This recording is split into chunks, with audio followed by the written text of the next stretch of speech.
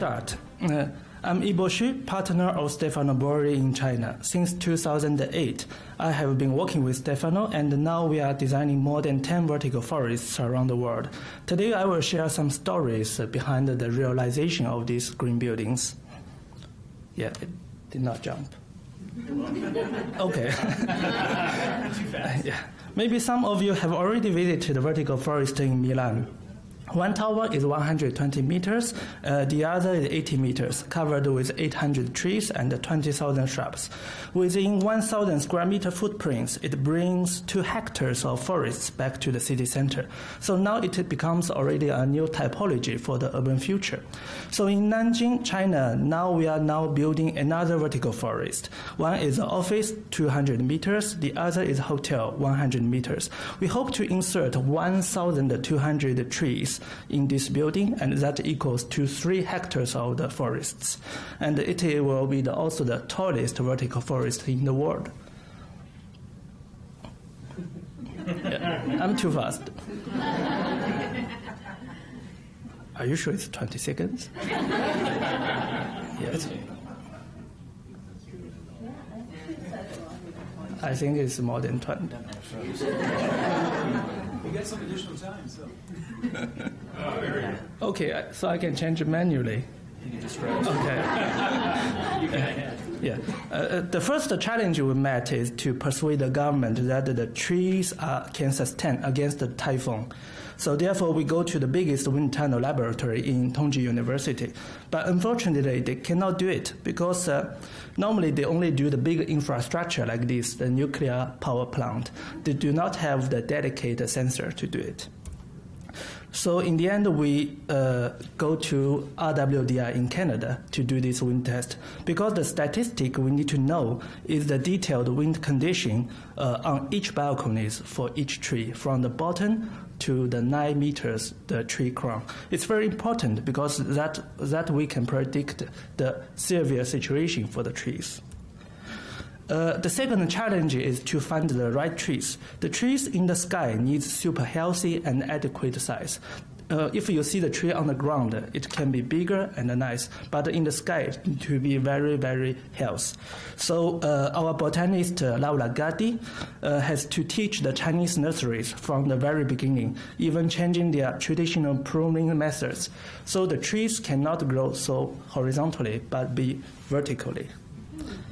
So here you see a table. We have checked 173 local species of the trees, and we need to consider, for example, the tree size, the root condition, the flowering period, the strength of the branches, the soil requirement, the tree smells, and the endurance for the bad temperatures.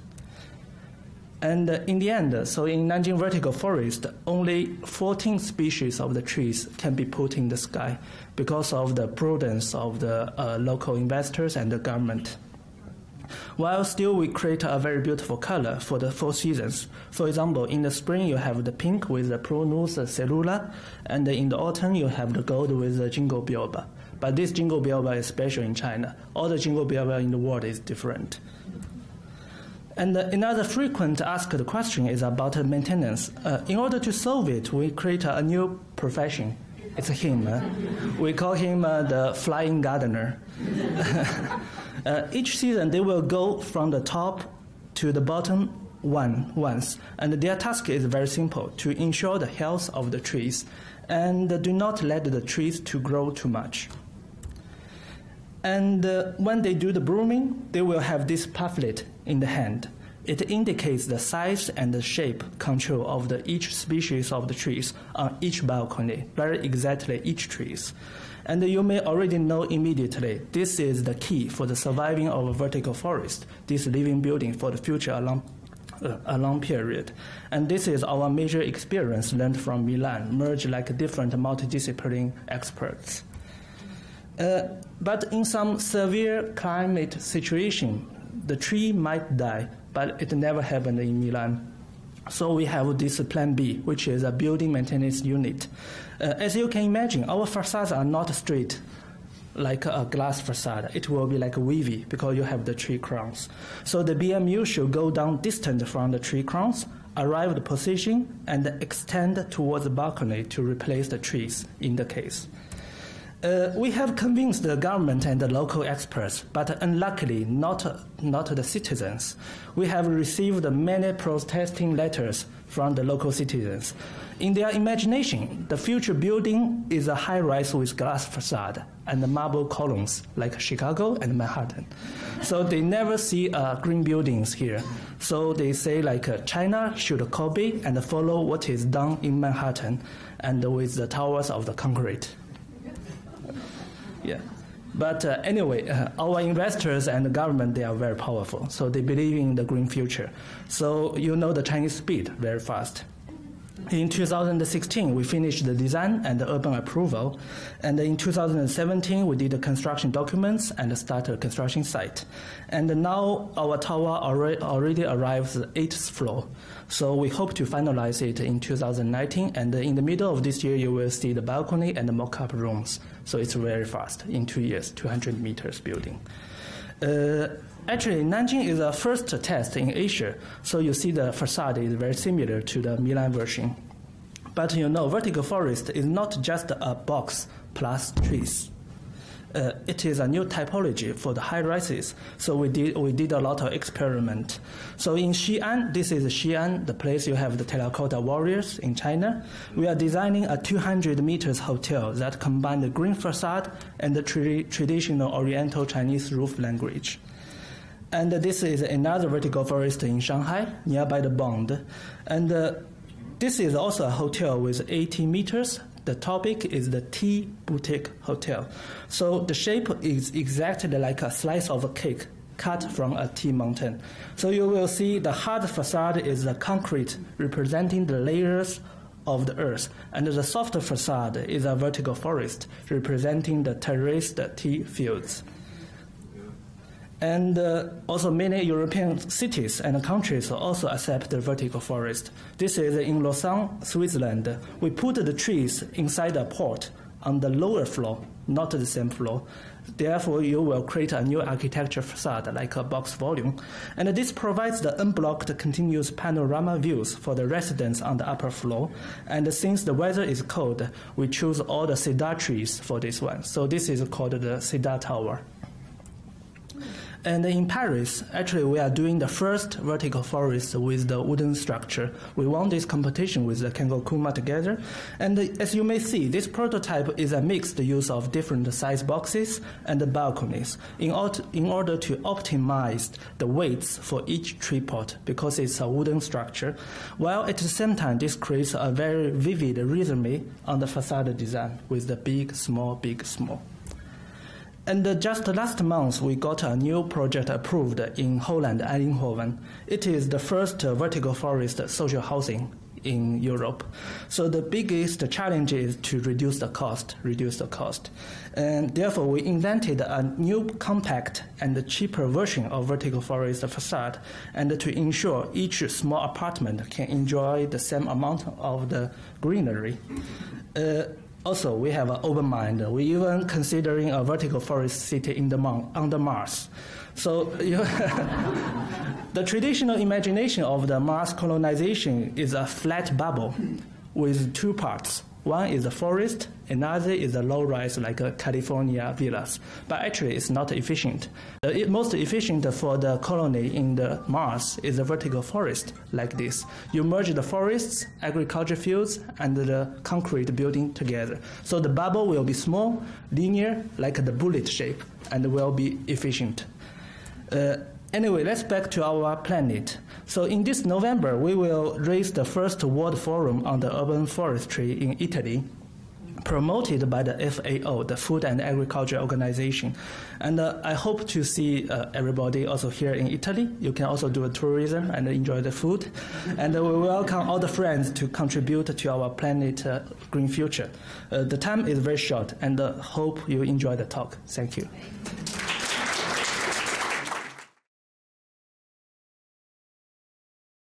This is one of our recent built projects, the FKI headquarters in Seoul, Korea. And I think on this project, we were able to achieve a lot in terms of the next generation of skyscrapers.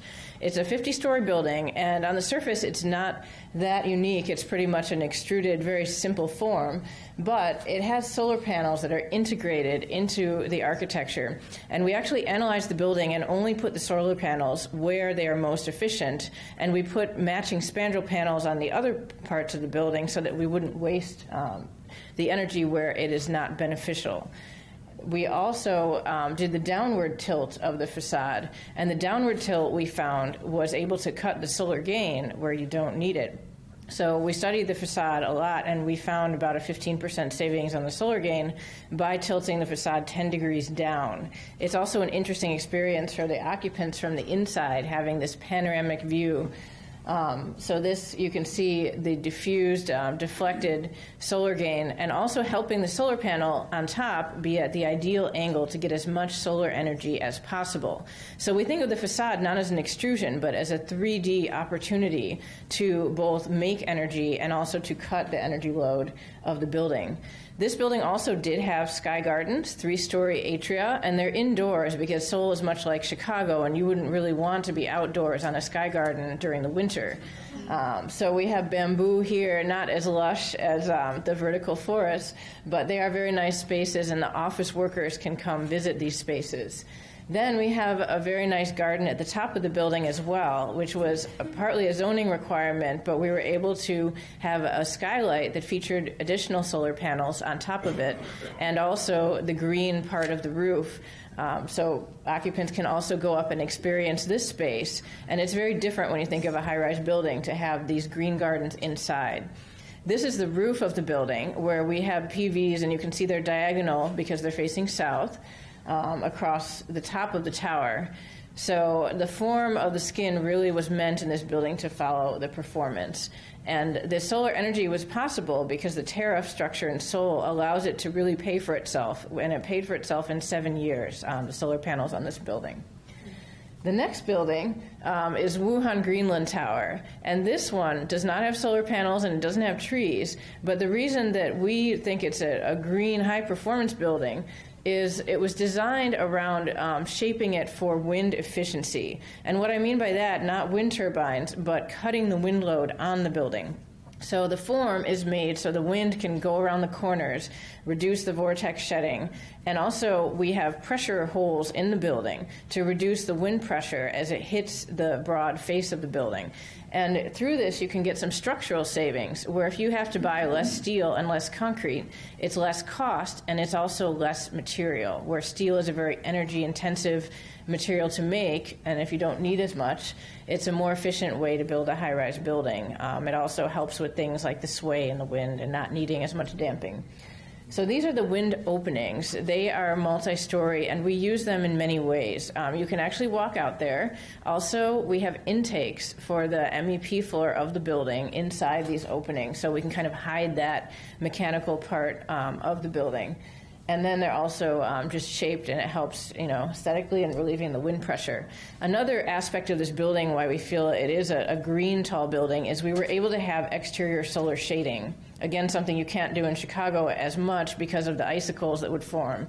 But this is in China in a nice climate, and we were able to take advantage of having a couple rows of sunshades on every floor.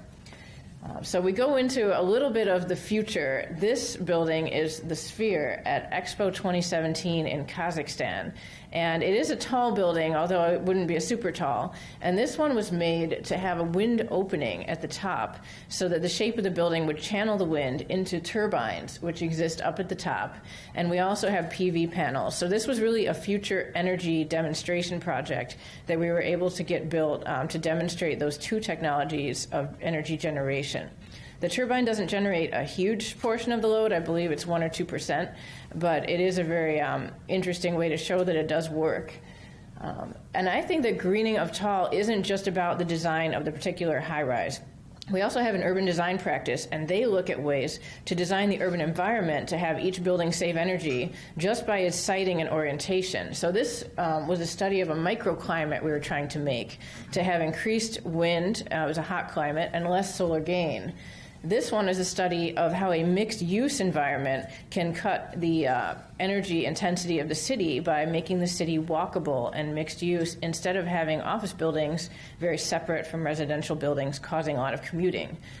So before you even build the building, you can make it greener. We also did a lot of study on existing buildings, and the study we did on Willis Tower found we could save 80% of the base building electricity if we were able to do things that weren't so glamorous, like replace the skin, change out the heating system, the lighting, and then also some renewable measures. In the end, the project was not pursued by the new ownership because the payback just wasn't there in a project in the United States, but it's a great potential for the future. And these are some of our other conceptual designs that we see trying to incorporate all aspects, the greening, the vertical gardens, the solar, the microclimate, all into one. So every time we approach a building or a facade, we try to think of ways of how to make the building greener, whether that be outwardly through showing the green gardens, or whether it be just by shaping the facade of the building and making it the best performing that we can possibly do. So. We don't know what our urban environment has. So CTBUH in 2016 sponsored us to study the urban environment, the contaminants, the climate, and this is a study in Chicago. And we find out a whole bunch of things, including high carbon dioxide in the street level. And basically, the street level is a little bit of a bubble of warmer climate, higher carbon dioxide, higher particulate matters because of the cars and the exhaust from the car. So the street level is actually a little bit different than the tall building itself.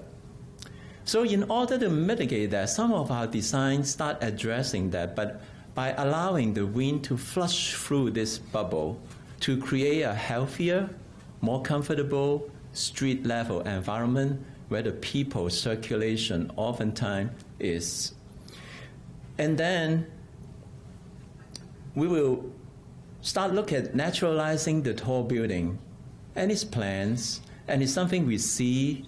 It's sometimes animals. We try to put goats in one of our buildings in Australia, so that maybe down south is a little better to put maybe animal and nature together. And sometimes it's the stuff that we cannot see, like the night sky. With so much light right now that pretty soon you're not gonna able to see the North Star in certain part of the country. We are lost. We don't even see the North Star. But then sometimes it's not just seeing, it's smelling. Allow people to go outside, smell the nature, the flowers, different fragrances of the years. So it's about your comprehensive senses. What you see, what you smell, and hopefully you are smelling the roses and have time to do that. And certain times, it is about what you hear. In this case, it's the water. Rather than hearing the impatient driver keep honking the other people, maybe there's water feature to address the senses of hearing so that you can have water in both the ground plane and in the tower. But it's also touching. This building is not designed by us, but it actually has a farm of cows that the occupants have to deal with. In that process, not only you see, you smell, you hear, you also touch them. But if you don't have time, you can buy this on Amazon.com, 35 bucks, spray in your home. It has the same effect. Nature, the artificial way. Sometimes it's the holistic exposure that is important. In this case, we conceptualize a community. What if we live in a suburban home but have the benefit of big city? So how about we stack this suburban home on top of each other to create this community inside a downtown area so that you have kind of both the density and the suburban life. At the moment you walk outside, you have holistic exposure to the nature. And this thing does feel like a little bit longer than 20 seconds. But if you have the community, this is obviously not our building. I was there and it's 12 o'clock midnight. Talk about community in high-rise building. It's a party in the middle of the night. Wouldn't that be nice? But is that enough? What if we just stop all the naturalization at the boundary of the city? What about outside? So let's think about that. Now, if you look at the way we've been growing, for example, in this case, Shanghai, in just 18 years, look at how much land that changed from natural environment to anthropogenic environment, basically our buildings and our roadways. What if we save some of the land by creating higher density? In this case, we compare Burj Khalifa in the red, and what happened, the same amount of area as Burj Khalifa in the blue. The environmental impact, including nature, is actually per square foot about half. Okay? So by building high density, it helps. But you may say we have so many high-rise in Chicago already. If you look at the average height of the buildings across many of the US cities, Chicago is only 4.8 meter tall, average height per building. It's actually lower than a double-decker bus. Most of the cities are.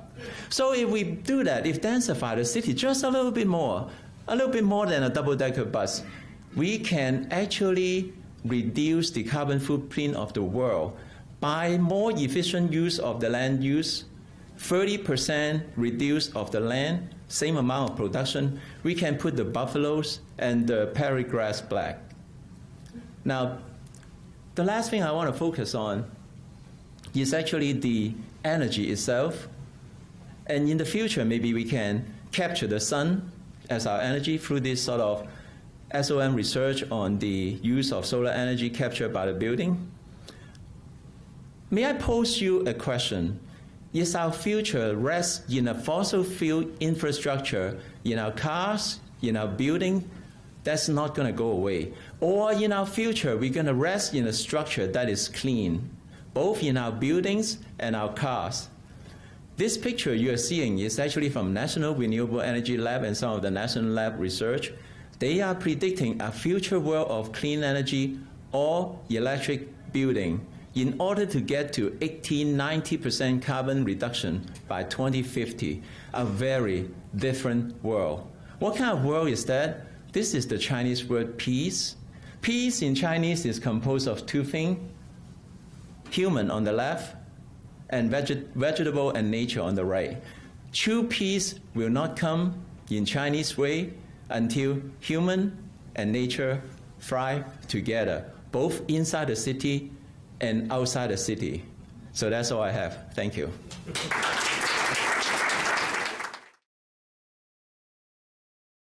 I'm starting with a rendering. This will be the only rendering I use today. But the idea, I wanted to talk a little bit about scales.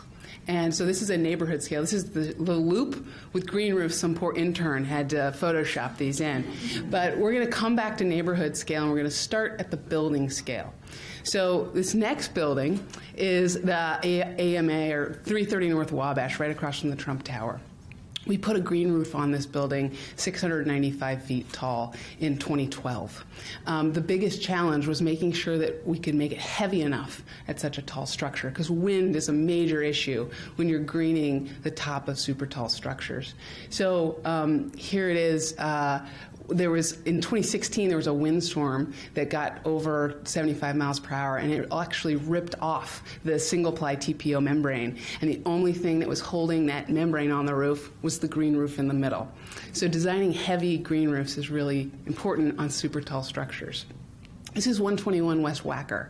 So at this, it's a 24th floor. And on this building, they wanted to get beyond the 2 to 4 inch tall sedum and get to 2 to 4 foot tall wildflowers. And so we were designing here in such a way that we could protect the plant canopy a little bit from wind, but also create enough habitat for bees. So within a month of us building that roof, there were bees on the roof.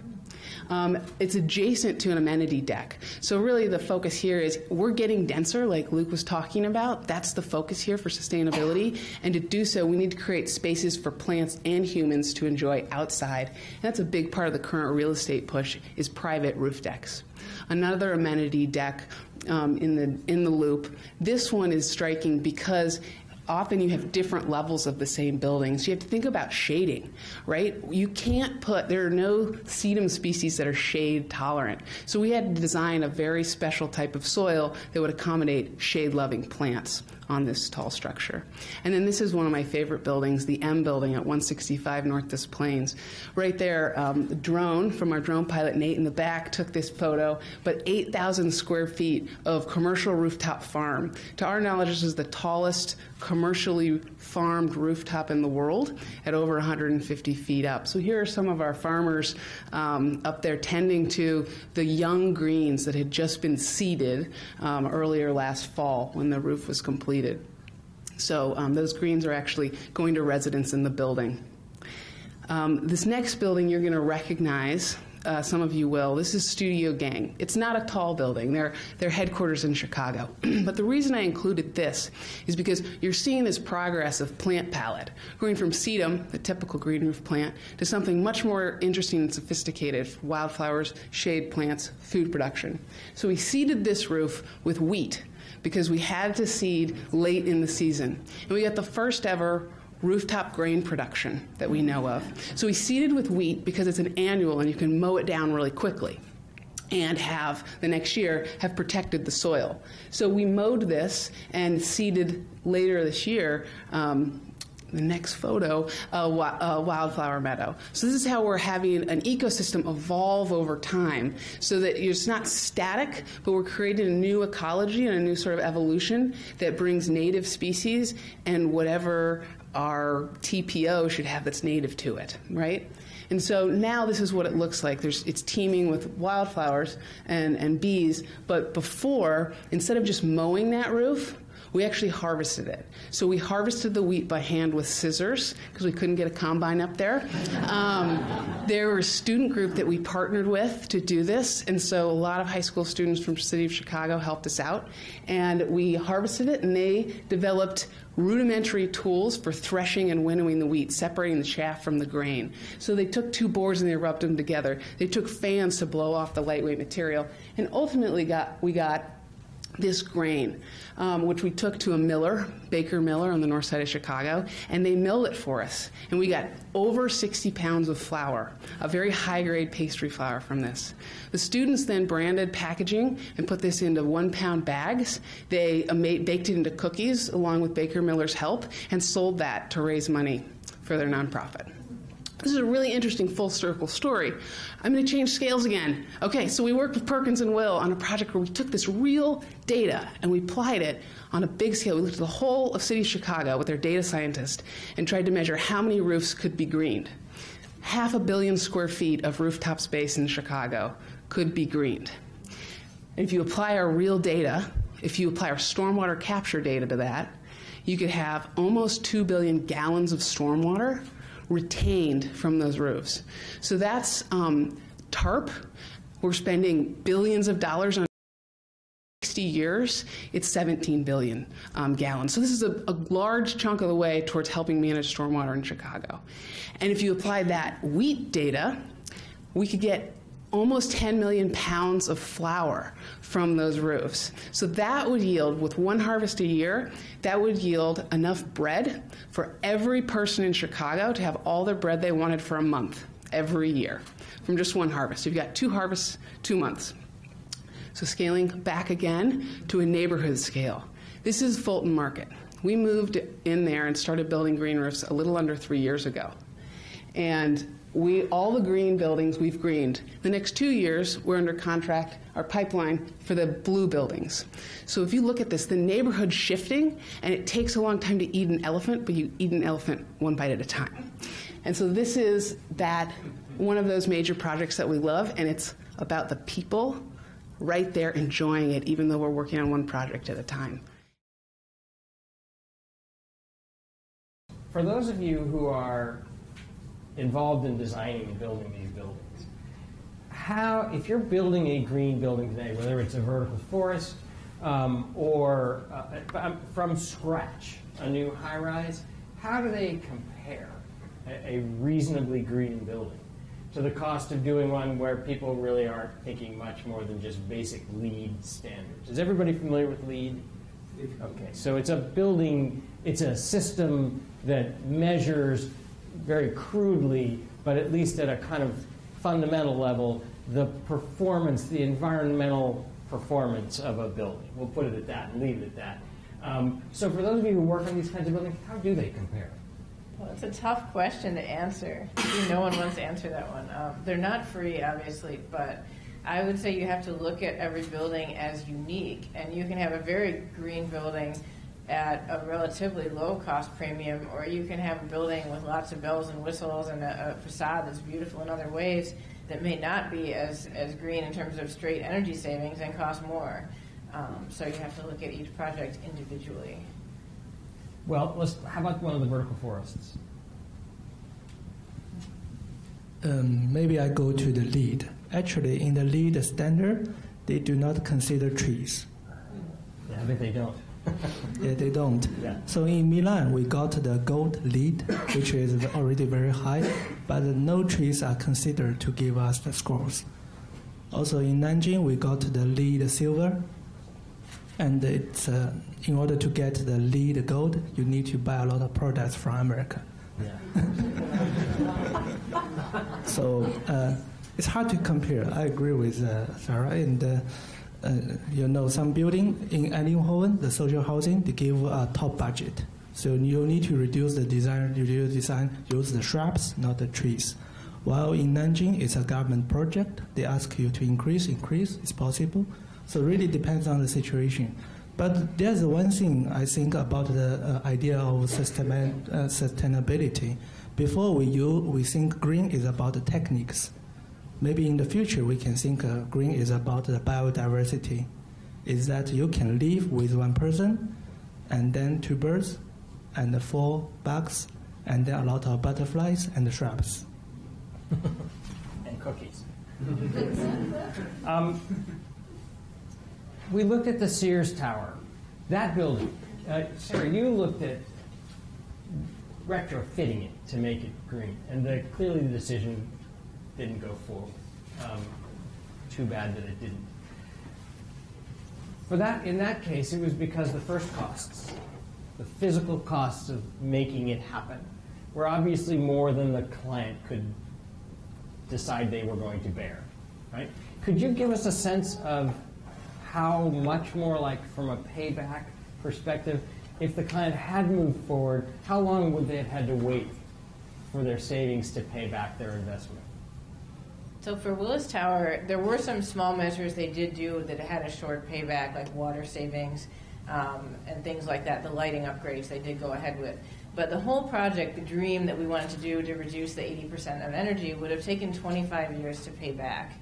And energy is frankly very cheap in the United States. There's not a lot of government incentives to green existing buildings. And they would have had to hope to pay that back by increasing the leasing cost of the building, or recouping the cost in other ways than straight payback for energy. And maybe that's where we look in the future, in addition to hopefully some better incentives from the government and from the building codes to get these older buildings to upgrade. It's interesting you say it's going to take 25 years. I know you were thinking of not replacing the whole facade, right? All the glass was going to come out. Probably a lot of the steel was going to be upgraded. The other side of those kind of calculations is that's going to happen eventually anyway, right? And when it happens, it might as well happen the right way. It doesn't make a whole lot of sense to put a single pane glass back into a facade like that. And I can tell you where it doesn't make sense. I live in a Mies van Rohe high-rise, and today it makes no sense when it's 17 degrees outside. When you're working on your buildings, obviously Chicago has an ordinance to green all of its roofs, right, over X period of time. When you're going to a client who isn't required to do that, I don't think that Jeannie Gang had to green that little bank building. Was she required to do that? It's outside the core. Maybe there are Class L requirements for some developments. Oh, thanks. The Class L historic ordinance for development does require, in some cases, green roofs. Okay, but let's imagine she didn't. Imagine you have some clients that aren't absolutely required to do that. Right. How is it that you sell them on this? Well, that's tough because it is an upcharge. It's not something that is inexpensive, and it goes above and beyond the cost of just keeping a building dry, which is the first and foremost use for a roof. But that sales process is trying to understand what the building owner's end goals are. How are they going to lease up a building? Is green space part of the brand identity for the building? Because if so, lease-up rates are substantially faster for spaces that have outdoor space, buildings that have outdoor space. So by us being able to communicate with developers, for example, about the metrics that matter to them, they can lease up twice as fast. That can make a big impact. So, Luke, as someone who designs these buildings, we looked at several systems today, right? We looked at windows, we looked at green roofs, we looked at forests on the front of a building. You brought in half a dozen different things, including what the building might smell like, and I'm not sure how we can price that particular item. But is there one of these systems, one of these ways that you think might, more than others, might be the thing that's going to lead us to a greener future, the most attainable thing, the most likely of all of these kinds of systems? What would you think it would be? I don't know about systems, but maybe one thing I think it will lead us to a better place is if we can just fall in love with nature all over again.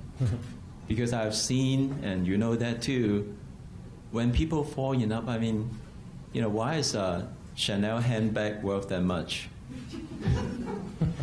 So you get my point, right? When we, maybe part of the issue here is we have been so decoupled with nature that we don't know how to fall in love with it. If we would have just fallen in love all over with it, it would be a different world. Example, case in point, my son asked me, Dad, I want to see the night sky. Good idea. Look at the dark sky. I have to drive 3 hours. Is this really the world we want to be? Well, that would argue that something that would suggest, at least, that maybe a vertical forest is one way, is a likely way for something like that. Are those vertical forests, are they affordable enough that they're something that we could look to as a possible solution, or are they really still a specialty item? It's a good question. Actually, I remember in 2008 when we published the vertical forest in Milan, all the Italian media says that it's not possible. And in 2014, after we constructed it, and the Italian media say, oh, it's so super simple, it's super easy. Yeah, it's a medium work, okay. But it really changed the attitude of the people.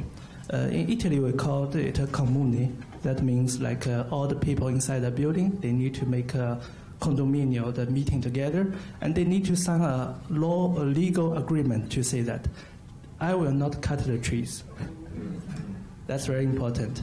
I will not hanging my clothes on the trees. That's second important. Yeah, I will not put any new bugs or different organic materials into my soils. So that means the tree is public. That will change the mentality of the residents and the community. And at the first, people are not familiar to live with the trees on 100 meters. But after that, gradually, after 2 years, 3 years, you found that they have, the families, they made a new agreement by themselves, and they are happy to live with trees. And the babies inside, they are more happy to, play in the sky. So that changed the mentality. And gradually, also in China, it's the same. Maybe in the presentation you see there are protesting letters. They don't like this idea.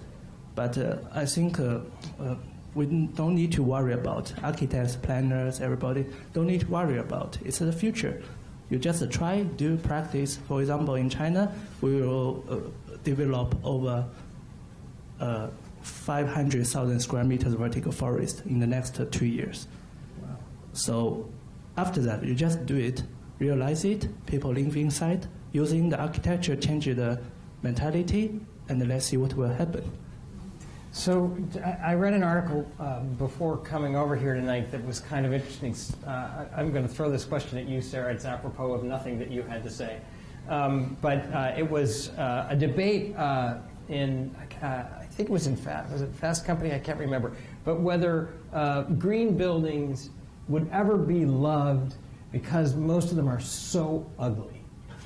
And was there an inherent, and this is what I thought was great about the story, was there an environmental value to beauty? And the author was arguing, yes, because we discard things that we think are ugly. And we hold on longer to things we think are beautiful. And thus their inherent energy or their embedded energy, it gets a greater workout. 2 questions for you. You were just looking, you showed your first building, so it's a little bit back toward your original talk, the one with the folded facade. I don't know whether it's a beautiful building or not, but it's certainly an elegant building. Do you think there's a role for beauty, that a green building can ever be beautiful? And then secondly, do you think that actually has anything to do with it, or was this author a crazy person? Well, I think they're pretty crazy to think green buildings are ugly, because every time I see a building that I can see some green aspect, whether it be solar panels on the roof or some creative way an architect has resolved a water catchment system or something like that, I guess I'm a green building nerd, but I think it's cool.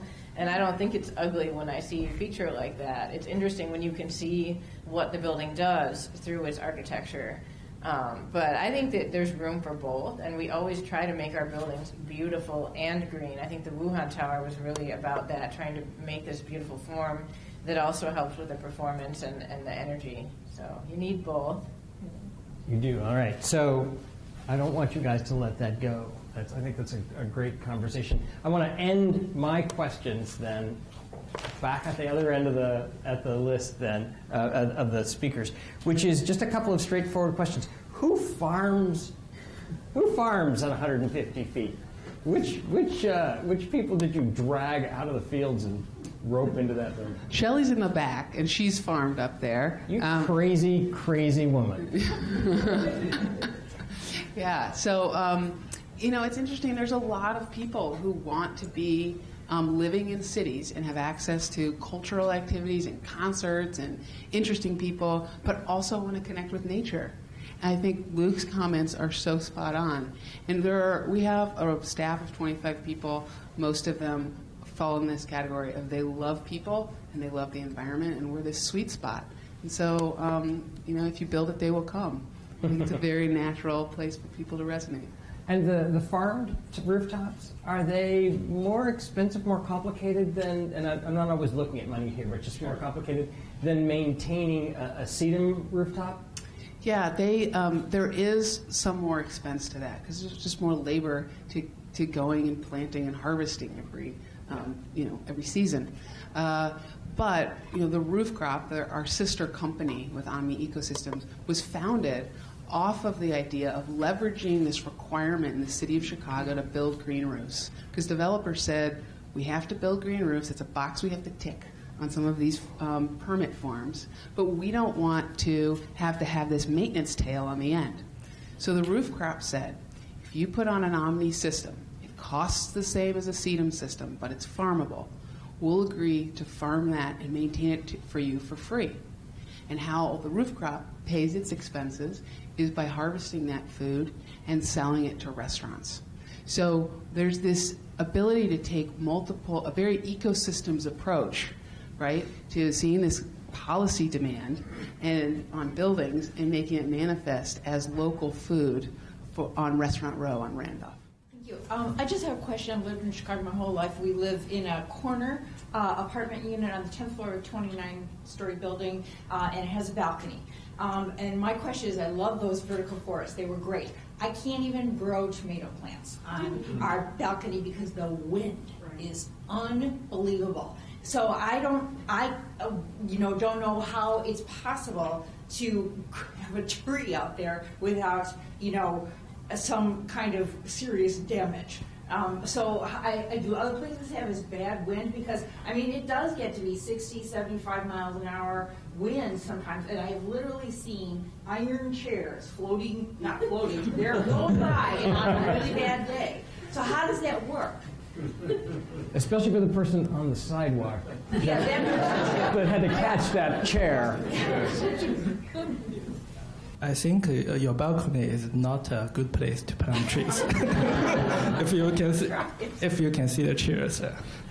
Yeah, but anyway, there are two aspects about this. First, the trees in the sky is different from the trees on the ground. Normally, we will do the nursery for the trees for 2 years. And the tree must be checked, controlled in a very special way from the roots to their branches and to the trunks. So after 2 years, when they are healthy and in a good condition, they can go. Second is about the wind test. For example, if we want to make a tree in your balcony, we need to do the wind test to know the statics of this balcony. And probably your balcony will say that we cannot put trees, we can only put the shrubs. But normally, each balcony, every 10 meters will be different. So it's a very, dedicated, or in the end, it becomes a scientific work.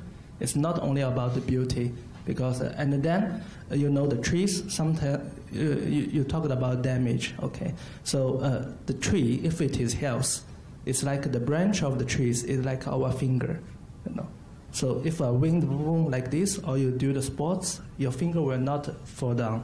Actually, it will link with you. So you need to cultivate your tree in a better way. Probably you did not put water, and then it will dry out, and then the branch will, with the wind, it will be very weak. So it's like a complicated, multidisciplinary situation of all these things. But for sure, if you plant a tree under 1 meter, no problem. I have spent all my life, I just came yesterday from Colombia, and I'm planning to settle with my wife and my kids here in Chicago. But anyways, my question is a little bit of greenfield development could be 40 to 50% more expensive than brownfield development, at least in developing countries. And how can we get the right mix of density and the right mixed use to make greener communities in central areas financially viable and vis-a-vis land prices? I mean, I think that all these projects must have a cost-benefit analysis and say, can we do this? Can we green our buildings? Is it financially viable? So I guess that's my question. So I think there are several things in there. Number one, on the density side, we've been pondering upon that too. The picture of Manhattan to be of a very efficient and green society. As the picture you saw earlier, most of the American city average height is not more than a double-decker bus. And maybe one of the densest cities is kind of Paris, which is really 9, 10-story building. So there's something about that efficiency which is good for the environment. And maybe and it exists like that, right? So there's intrinsic, financially, it can support that model, and also it's good for the environment because Paris is actually one of the densest cities in the world. In terms of money, I would agree with Sara in the sense that there are a range of money, but there are also many projects prove out that if you think carefully and cleverly, there are ways to minimize or even have no additional cost. For example, if you plant a tree, you take the reduction of the air conditioning because of the shading. So there are all these ways to think about how to cleverly minimize the cost of the building. For example, another way to do that, we start measuring the air quality in tall buildings, and we find out the street level is actually very different than the taller level. And the taller level people, they do breathe healthier air, and maybe they are richer too. That's why they have less diseases. We don't know for sure. But it start looking at the holistic cost of financial and health. You will have a very different matrix. And there are developers actually thinking sell the penthouse more expensive. Partially it's because your healthcare cost is lower, and they could have air quality data to prove that when you go outside, you do breathe cleaner air. So when you think about the out-of-the-box dimensions, you may have a very different sort of picture. I'm wondering about solar panels when they get dirty with pollution or sand or dust. How much do they deteriorate in terms of the effectiveness, and do they have to be cleaned often, or how does that all work out? Well, the short answer is yes, they have to be cleaned. And the buildings we're trying to put them on are such a large scale that you have a window washing system on the building, and they can be cleaned frequently enough. But there's certain climates where we do think twice about putting them in, such as some parts of the Middle East and Beijing with the dust storm. So definitely the panels work better when they are clean, and they start to lose efficiency the more of it that gets covered by the sand or the dirt. So if you're looking for a number when we design solar panel in Middle East or in Beijing, which is kind of like dusty with the PM 2.5, the derating number is roughly about 30% of the output of the solar panel, just because of the dust in the air. I'm curious if 20 years from now, each of these buildings has like one or two green aspects, but a lot of them wouldn't work together, right? The curvy solar panels wouldn't work also with the outside vertical forest, or maybe you'd combine it. So do you think in 20 or 30 years, when we figured out each of these systems on its own, a super tall building would have all 6 of these things, or you would pick, this building is in a really cold place, skip the vertical forest, let's focus on solar, energy's really expensive? Are people going to have to pick and choose, but each building will be the best of one of them? Or is eventually all of these experimental technologies come together into one building that does all of the things? Nice question. Who wants to grab that? I think it's the hope that the building could someday provide everything we need, right? Generate its own power, have its vertical forest that replaces the carbon that's lost through the building of the building. But that's kind of the dream, and every climate is different. So maybe there's an ideal model that's developed kind of for each specific area, and you do pick and choose some technologies. But some of our studies and competition schemes, we try to look at, what is the most you can do? Can you plant it and put the solar panel on the edge of the balcony and have a wind turbine and have a sunshade over the sunny part? So we try. It doesn't seem to me that there will be a one-size-fits-all. So at the end of the day, there will be variation. But I do want to point out one thing, though, since we are on the topic of cookies. One of the major issues of our time is actually the erosion of topsoil. Some people predict in 60 years, our farms will not be the productive farms that we see today because of the erosion of the topsoil. That includes right here in Illinois right now. And it's because of the erosion of the topsoil, we have to put chemical and fertilizer to make the plant grow faster. And because of that, you and I, right now, 40% of our nitrogen in our body is from fertilizer. Can we imagine a world that maybe we can recreate the topsoil in our urban environment, healthy topsoil in our urban environment, and start freeing up the nature? And I'm not joking, to bring back the Paris and the the bisons and the Paris, to regenerate our environment in the Midwest. And in that process, it can actually capture the carbon, put the carbon back to the soil where they belong. Because it relates, Molly, so when you showed us the 8 billion square feet on the roof, I can't remember that gives us a loaf of bread once per cycle change, right? Do you know if any of that kind of analysis has been done in other cities as well, your own company or somebody else's? Yes, so we're partnering with Perkins & Will. Their data scientist located here in Chicago, Tom Seipel, is working on that. So he's gone through Cincinnati, I think Philly, and he's working on New York right now. So he's kind of ticking his way through different cities with this data. With the idea that at least a percentage of that regular crop rotation in the fields could at least be supplemented by... Right. To a small degree. I mean, right. We don't live by bread alone, obviously, but cookies. Right, exactly. And we've converted it to beer too. So that's well, now we're done. Mic drop. Oh, well, I just had a question about the crops that are harvested. Since the air quality is different at a higher altitude, does that affect the quality of the That's a great vegetables question. that are harvested? That's a really good question. We haven't taken them a third floor sample and a 15th floor sample and compared them, for example, at a laboratory. But I want to do that now. There's a lot of wonderful comments from chefs about the quality of the produce. So I'd be hopeful that the data would represent that too. Just a quick information on the data. The elevation changes impact, if there are engineers in the room, is about maybe 20 to 50 parts per million of carbon dioxide as you go higher. More carbon dioxide at the street level, less on the top. So I have a question for Molly and possibly the other panelists also. What sort of inducements are cities offering to build green, to put a green roof up? Are you able to build taller? Will they give you a tax break?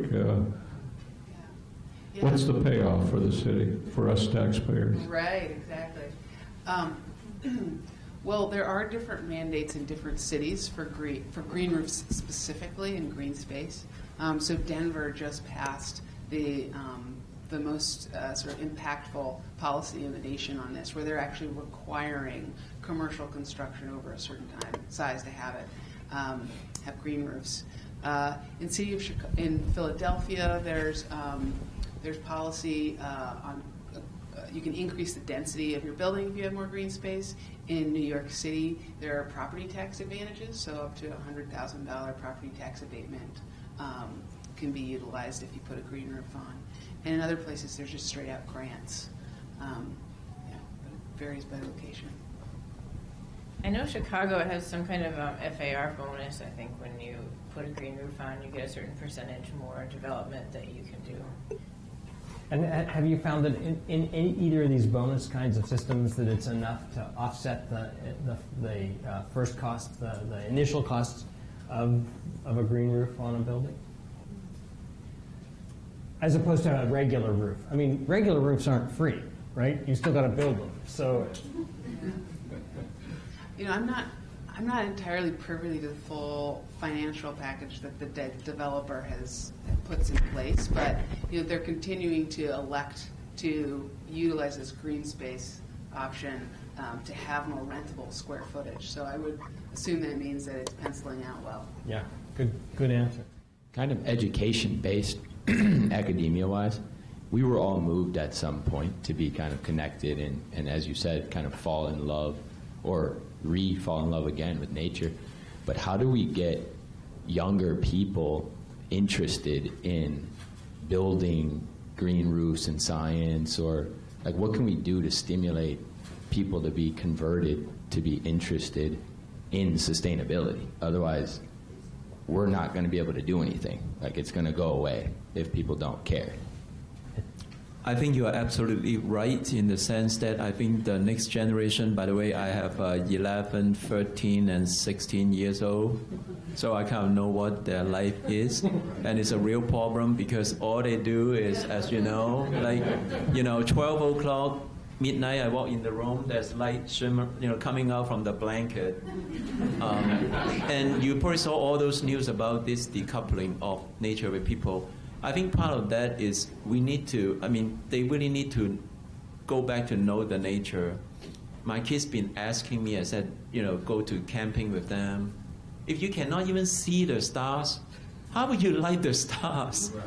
I think it's kind of like take them away from the little bubble of technology and take them back in nature and spend time to know and love them. I think that may be a fundamental lifestyle change we need to do. If we don't do that, it's not only they decouple with nature. There are many studies indicating their worse eyesight, they will develop to have more chronic diseases, more isolated from, this whole bunch of things from their physical to mental to maybe even spiritual health. You don't get the, wow, that awe moment with nature. Boy, I think it's a problem. So I think we need to reconnect them with that. I can make two suggestions to that. First, there's a great school curriculum about architecture and sustainability and making that the Chicago Architecture Foundation is not only the author of, but the distributor across, I don't know how many school districts, but many, and not just in this city. I know that they do this elsewhere. I remember in Dallas and others that curriculum is in place.